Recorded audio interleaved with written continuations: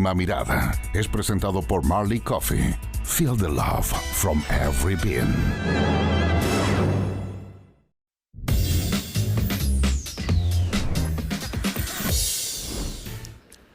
¿Cómo están? Bienvenidos a Última Mirada. Vamos a partir esta semana conversando sobre uno de esos temas que de repente entran porque hay una palabra o un concepto que se pega.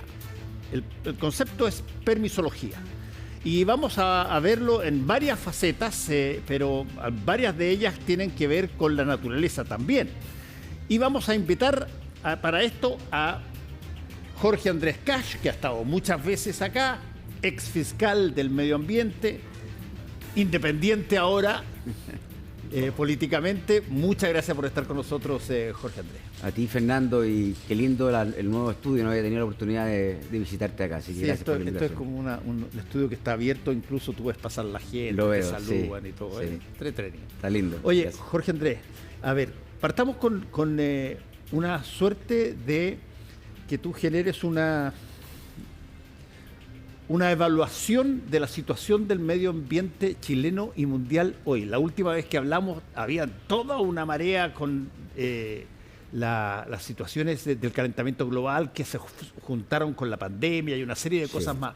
¿Cuál es de alguna manera la diagnosis de la situación del medio ambiente en Chile? Mira, en Chile yo te diría que tenemos un problema para variar de diseño institucional, de diseño legislativo, de diseño político a efectos de poder hablar de una agenda que permita de alguna manera abordar los desafíos climáticos que tiene Chile y ambientales y que obviamente nos impactan, como hemos conversado otras veces, porque Chile se encuentra o cumple 7 de los 9 criterios de vulnerabilidad al cambio climático a nivel mundial. Entonces, Chile es un país hoy día extremadamente expuesto a los desastres naturales, a lo vertiginoso del cambio climático y con una incapacidad institucional de poder dar respuesta a los mismos que es sobrecogedora y que yo diría que ya hasta el momento, hasta esta altura del partido, muy, muy preocupante. ¿Y por qué? Porque nosotros, este gobierno, y esto va más allá del gobierno de turno, yo creo que el gran problema de base es que tenemos, en materia ambiental a lo menos, es que tenemos gobiernos de 4 años sin la reelección, lo hemos conversado varias veces. Sí. Primer año de instalación, después primer año de ver qué cumplo de lo que prometí, tercer año de la elección y cuarto la entrega. Entonces, ¿en qué momento yo gobierno y cumplo? Y en materia ambiental eso se resiente especialmente... Porque necesitáis tiempo. Necesitas tiempo, son políticas públicas de largo aliento que necesitan que la administración entrante les dé continuidad para que obviamente las internalice, las incorpore, las fortalezca, le incorpore mayores recursos, mayor capacidad financiera y técnica, y eso en Chile todavía sigue siendo un pendiente muy, muy relevante y muy sensible, atendido, como estamos conversando, lo vertiginoso del cambio climático. Hay que ver España, lo que está pasando en las inundaciones, o sea, ejemplos mundiales tenemos muchos. A nivel mundial, yo creo que el titular es lo que dijo el panel intergubernamental de cambio climático hace algún tiempo atrás, que ya cambiamos de un estado de cambio climático a un estado de ebullición climática. Es decir, ya se superaron los umbrales que en algún momento Naciones Unidas entendió como razonables para que el mundo pudiera desarrollarse con una matriz energética que pudiese gradualmente llegar al año 2050 a una carbono neutralidad cero o netiano, y los plazos se han precipitado drásticamente. ¿Cómo nos juega a nosotros eso en Chile? ¿Cómo impacta ese fenómeno en Chile? Atendida, como te digo, la incapacidad institucional de poder dar respuesta a través de los organismos públicos que existen, de las legislaciones que están disponibles, de las normas específicas, de los contaminantes regulados, de los incentivos a los particulares de aportar a este fenómeno y obviamente también de la voluntad política de las autoridades de poder dar cumplimiento a esto. En concreto, hay una imagen y hay una foto legislativa, Fernando, que se enmarca dentro de lo que se ha denominado el Gran Pacto Fiscal. El Pacto Fiscal incluye, entre otras cosas, 38 iniciativas o medidas, ¿sí?, dentro de las cuales al fenómeno ambiental, permisológico, desarrollo, protección ambiental, etcétera, le pegan al menos 4, ¿sí? Uno que es la reforma al sistema de evaluación de impacto ambiental, que está en la Comisión de Medio Ambiente del Senado. Otro es la reforma a la Superintendencia del Medio Ambiente, que está en la Cámara de Diputados, en la Comisión de Medio Ambiente, pero que va también a subir al Senado y se va a topar en la Comisión de Medio Ambiente del Senado con este. Está también la Ley de Patrimonio Cultural, que reforma el Consejo de Monumentos Nacionales, que entre otras cosas, valga recordar que hace poco tiempo la Contraloría General de la República instruyó un sumario por un retraso de más de 900 días en el otorgamiento de permisos y otros trámites, y tenemos la ley de concesiones marítimas que también, esta se ingresó el año 2012 y también va a pasar al Senado. Entonces, pero lo más delicado, Fernando, y aquí yo quisiera poner el énfasis del primer punto, como para abrirlo fuego, es que hay un proyecto que está avanzando muy rápido, que es el proyecto del ministro Grau de Economía, el denominado Sistema de Permisos Inteligentes, la mal llamada permisología, que tiene un gran problema. ¿Cuál? Que hace muchas alusiones a riesgos ambientales, a impactos ambientales. No obstante, hay un acuerdo político de que no pase por la Comisión de Medio Ambiente ni de la Cámara de Diputados ni del Senado. Es decir, que solamente sea visto por las comisiones de Economía y Hacienda, pero que no pase por el Senado, por las comisiones de Medio Ambiente. La explicación es obvia, Fernando. La explicación es que los proyectos de ley ambientales en general en Chile, desgraciadamente, como promedio, salvo la reforma del año 2010, se demoran aproximadamente 10 años en tramitarse. Entonces, obviamente, un proyecto de ley que pretende impulsar el crecimiento, el desarrollo, nadie va a querer que pase por el medio ambiente. Me parece que es un acuerdo político. Porque ahí se tranca. Se tranca, empiezan las ONG, empieza a producirse la discusión de fondo, que obviamente, dada la composición productiva de los organismos públicos donde predominan los ministerios productivos, obviamente que a nadie le interesa que pase. Déjame ahí hacerte una pregunta, Jorge Andrés, porque de alguna manera uno podría entender, si tú quieres, el necesario resguardo de determinados tipos de permisos o autorizaciones, si es que eventualmente tú tuvieras riesgos conscientes, te dieras cuenta de cosas que eventualmente pueden pasar y que necesitan monitorearse. Pero, ¿cuál es la lógica de que tú te puedas demorar en una situación que prometes que va a estar, incluso para dentro de poco tiempo más, te puedas demorar 2 años en tramitarla? ¿Hay variables objetivas de eso o son solamente variables de las peleas entre oposición y gobierno, donde la oposición de turno no le regala al gobierno los votos para que haya una nueva y frondosa legislación ambiental? ¿Cuáles son las lógicas por las cuales se demora tanto algo que cada vez que pasa alguna situación, salen distintos intereses y dicen, esta es la permisología que traba todo? Yo te diría porque el año 93, año 94, en Chile se creó, tú sabes, Fernando, también te has dedicado a estos temas de alguna manera en otros ámbitos profesionales de tu vida, el tema minería, medio ambiente, desarrollo, etcétera. El año 93-94 se dicta la Ley Generales de Base del Medio Ambiente, que crea, entre otros instrumentos, el sistema de evaluación de impacto ambiental como compromiso a la cumbre de Río que venía, ¿no? Y entra en vigencia en el año 97. ¿Cuál fue el propósito de ese sistema, más allá de prevenir impacto y toda la discusión ambiental? Fue que se discutiera todo a través de una ventanilla única, donde todos los permisos que pudieran estar asociados a la aprobación de un proyecto se discutieran en el marco de un mismo procedimiento, ¿sí? Surgen ahí entonces los permisos ambientales únicamente ambientales, mixtos y parte de los permisos que tienen que resolverse en la sede ambiental y otra parte del mismo permiso que tiene que discutirse y resolverse en el ámbito sectorial. Es decir, por ejemplo, asociado a un permiso de agua con la DGA, buena parte del permiso, de la autorización ambiental la discutes en el marco de la evaluación ambiental. Sin embargo, hay otra parte de ese permiso que tú tienes que ir a aprobarla a la DGA. Normalmente esa discusión fuera del ámbito ambiental tarda mucho tiempo, por X razones. El Consejo de Monumentos, en mi opinión, por ser un órgano irreductible ideológicamente, por tener, no voy a decir intereses creados en ningún sentido, y ni en un mal sentido de la palabra, sino que es un organismo que pierde de vista el fin público al cual está llamado, que es relevar precisamente los valores asociados a la arqueología, a la paleontología, a rescatar aquel patrimonio ecológico de interés nacional y no de obstruir el desarrollo de proyectos que en ningún caso se oponen a eso, sino que quieren claridad, quieren certeza en los tiempos, certeza en el otorgamiento de permisos. Entonces, yo te diría que hay una falta de cultura de los organismos públicos que intervienen en la evaluación ambiental de proyectos que atenta y conspira frontalmente contra la rapidez. Entonces, el modelo coordinador, que teóricamente lo ejerce para estos efectos el Servicio de Evaluación Ambiental, a veces no funciona porque tiene que entenderse con otros sectores productivos como es... Mira, voy a anticiparme a raíz de lo que tú estás diciendo, que me parece muy interesante, Voy a anticiparme, no voy a decirlo porque es el minuto de confianza de esta noche de Tolerancia Cero, pero hay una cosa impresionante en lo que tú dijiste, porque cuando una organización dificulta que se produzcan las cosas por los permisos, etcétera, acá allá, inevitablemente está haciendo cosas que van a terminar conspirando contra sí misma, porque va a ser calificada de inútil o va a ser calificada de que la gente que trabaja ahí no sirve y por lo tanto terminas haciendo lo que, y esto es lo único que voy a anticipar, Bárbara Tuchman en su libro que voy a reseñar hoy día en la noche, La Marcha de la Locura, decía en qué constituía la locura en los gobiernos o las empresas o las organizaciones. Es cuando tú finalmente haces una serie de medidas que terminan siendo absolutamente contrarias a tu propio interés y te perjudican. Y sin embargo lo hiciste tú. ¿Cómo entonces las organizaciones que velan porque hayan una serie de cosas y avances y desarrollos en una serie de materias pueden no darse cuenta de que pasa el tiempo y el resultado es exactamente lo contrario a lo que se pretendía?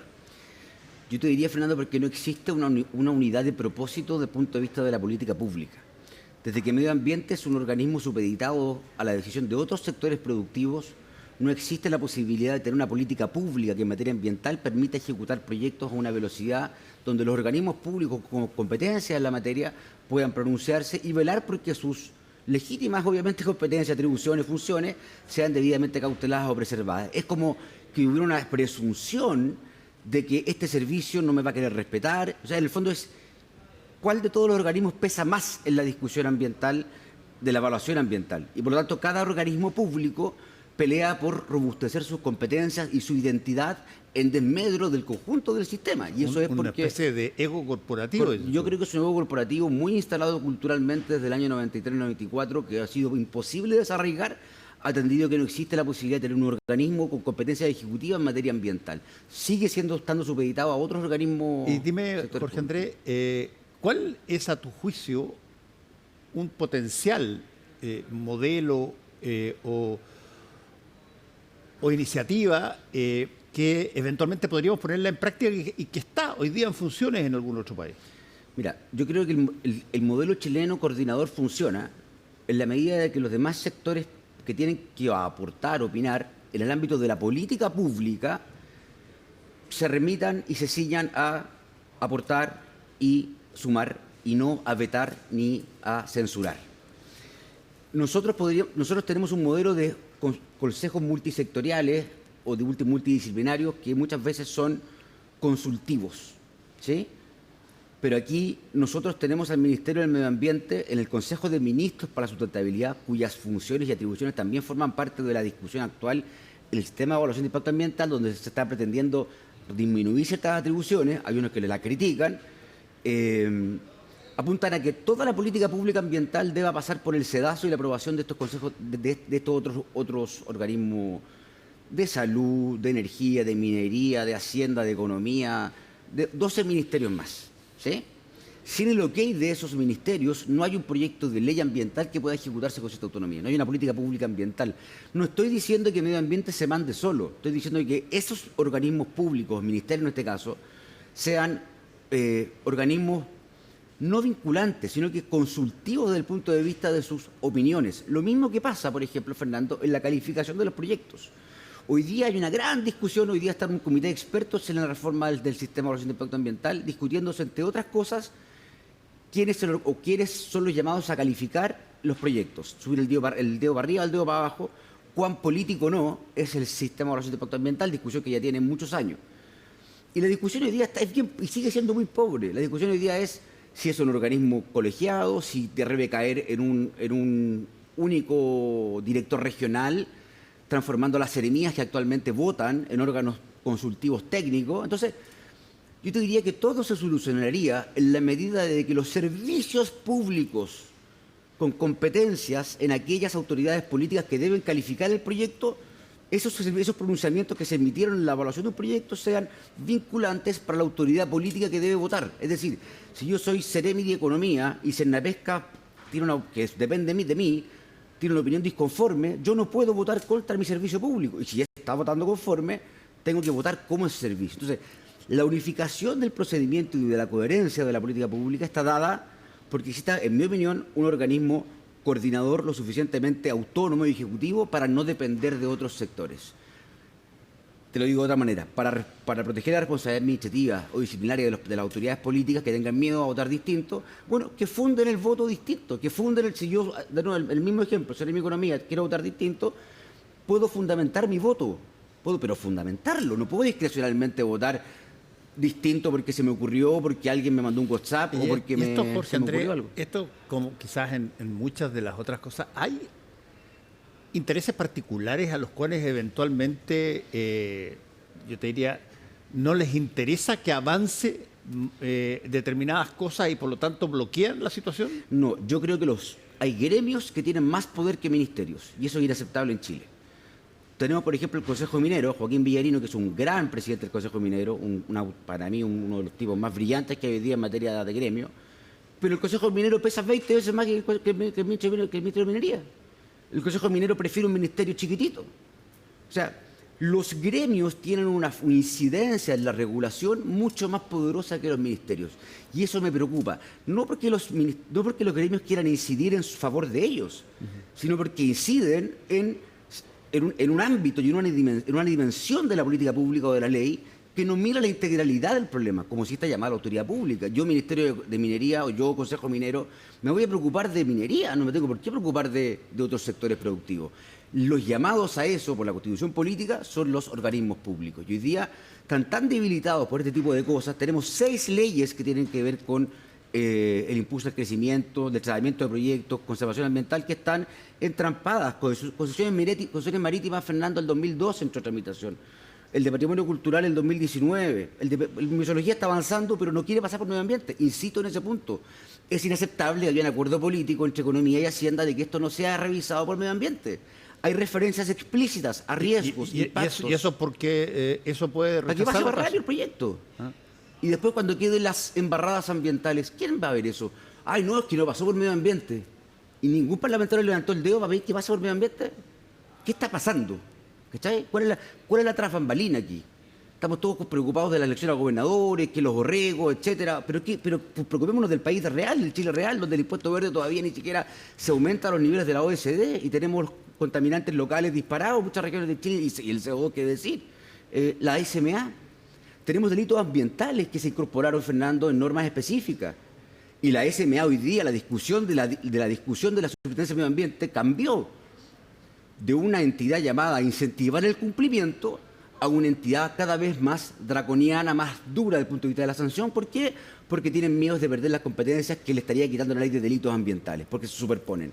Entonces, falta un ministro o ministra de Medio Ambiente en Chile que de una vez por todas... ¿Y esto ha sido transversal, dices tú? Yo creo que cada ministro ha hecho lo que puede, pero esta ministra yo creo que está muy al débil al ámbito de la política pública y nada personal, es una científica de renombre, pero el presidente Boric, que hizo un gran alarde y apología al tema ambiental y que aprobó sin asco Anglo American y que le bajó el dedo a Domingo en campaña, que haga algo con estas autoridades que la verdad, sin tener nada de personal con ellos, no son las personas llamadas a resolver este problema. La ministra Maíz Roja no tiene habilidades políticas para resolver ningún asunto político. Es más, en la casa del ministro Salaquet salió que estaban reunidos para destrabar estos asuntos. Entonces, o el presidente Boric levanta la voz para todos los temas, o no los levanta. Pero esto que le pega a todos los chilenos, Fernando, yo creo que en este gobierno no, desgraciadamente no se ¿Cuáles son, Jorge Andrés, cuáles son algunas de las cosas pendientes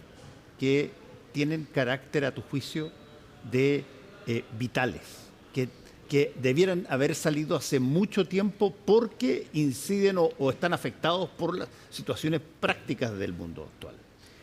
Yo te diría que en mi opinión, lo más clave son tener infraestructura pública crítica para resistir los desastres ambientales y mecanismos de evaluación ambiental específicos para ese tipo de obras, podemos en cualquier momento estar dispuestos en el sur de Chile, Fernando, a desastres de envergadura, donde el nuevo Senapred no tiene la fuerza ni la musculatura orgánica necesaria para poder resistirlo. Yo creo que allí hay un esfuerzo de política pública muy nítido que creo que está siendo desatendido, no obstante ser conocido por el país.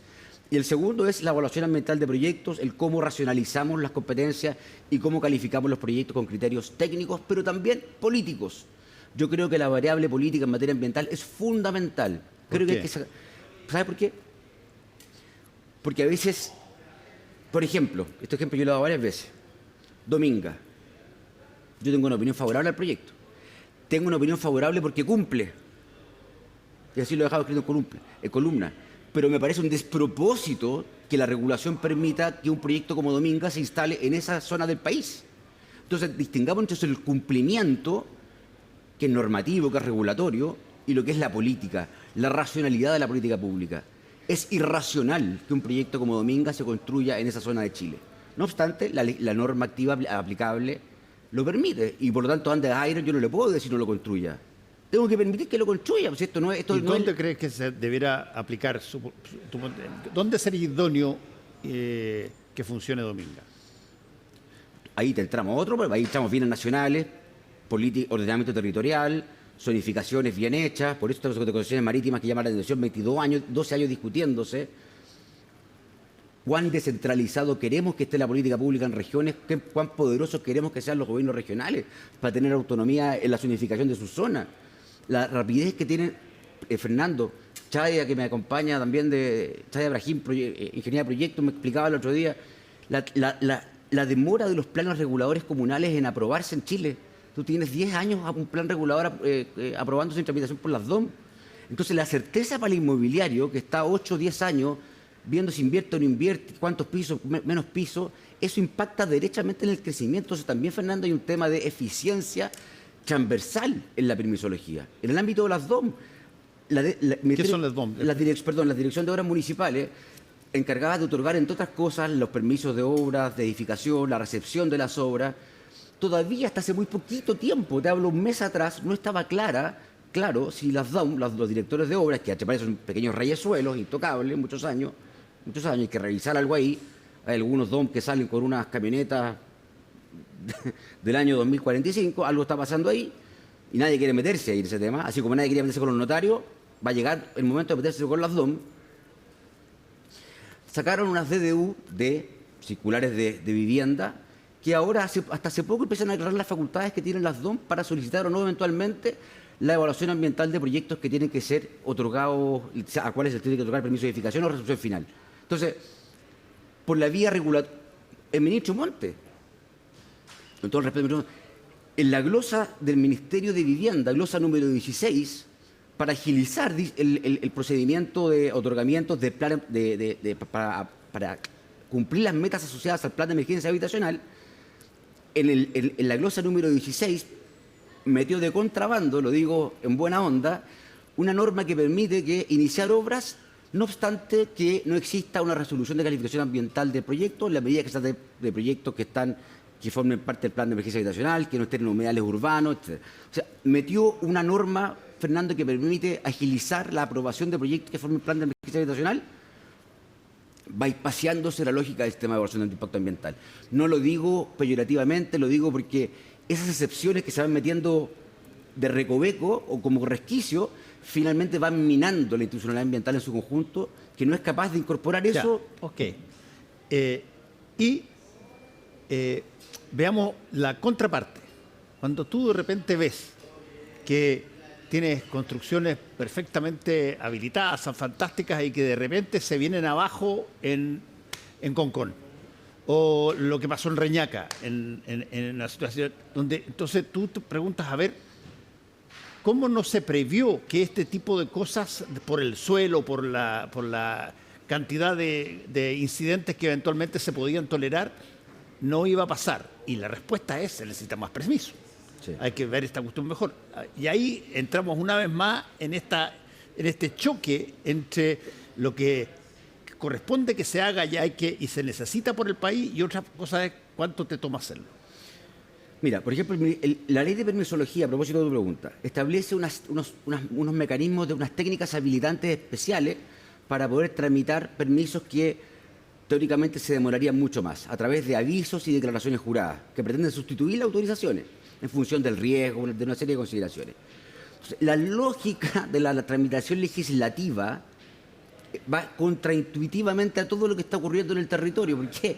Porque los ejemplos que tú das son a propósito de que las tipologías asociadas a esos proyectos que eventualmente podrían haber requerido evaluación ambiental, dadas sus características, no requirieron una evaluación ambiental y por lo tanto no fueron evaluadas ambientalmente.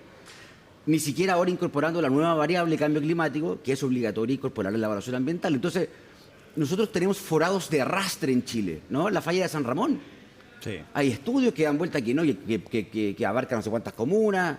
Oye, imagínate qué tranquilidad hay para un ciudadano chileno de la región metropolitana que un día le di un experto como, no me acuerdo cómo se llama este simpático, el Lago, el de los Marcelo sismólogo, Marcelo, que te dice una cosa de San Ramón, después aparece otro experto en sismología, pero se necesitan certezas para los chilenos. Yo no quiero construir mi casa arriba de una falla donde se va a mover el territorio y mi casa se va a destruir. Entonces, insisto, si hay algún, ojalá, candidato escuchando esta conversación, piense que en materia ambiental un gobierno de 4 años sin relación no resiste más, porque vamos quedando rezagados, Fernando. Los hechos nos van consumiendo y tenemos que recurrir a este tipo de resquicios, como el ministro Montes lo hace, el gran senador también que sabe cómo avanza esta cosa, pero metiendo cosas que al final, por el lado, Fernando, van mirando el corazón del sistema y que finalmente terminan, desgraciadamente, por corromperlo. Última pregunta que te quiero hacer es, ¿y qué tanto esto, tú lo mencionaste ya en el caso indirectamente en el caso de Dominga, pero también en otros casos, qué tanto esto genera, ya sea incentivos perversos o restricciones o un parele de inversión extranjera, por ejemplo? Muchísimo. Muchísimo. Nosotros tenemos, donde trabajo yo, hay muchos clientes que precisamente por este tipo de variables y consideraciones no quieren entrar o está pensando 20 veces en tomar una decisión. Unos brasileños cuyo nombre voy a reservar que atesoramos en el sur. Yo te diría son ejemplares en el cumplimiento. Ejemplares. Y la super les cae por una tontera. Brasileños que son de lujo, en Sao Paulo, están en Belo Horizonte. Meten un proyecto de un corte que tú no veías en el sur de Chile y le cae la super. Entonces, los gerentes hoy día dicen, nosotros no invertimos un peso más en Chile, ni cantando. Y nosotros estamos invirtiendo en Brasil, ahora en los bosques ahí. ¿Lo viste? Las paradojas de esta cosa, entonces en el fondo le dais con fuerza al inversionista que quiere entender, que quiere cumplir, que no quiere venir a pasearse a nadie, ve condiciones de potencial productivo que quiere. Entonces, no digo que haya que tener una mano más laxa para ellos, por el contrario, igual.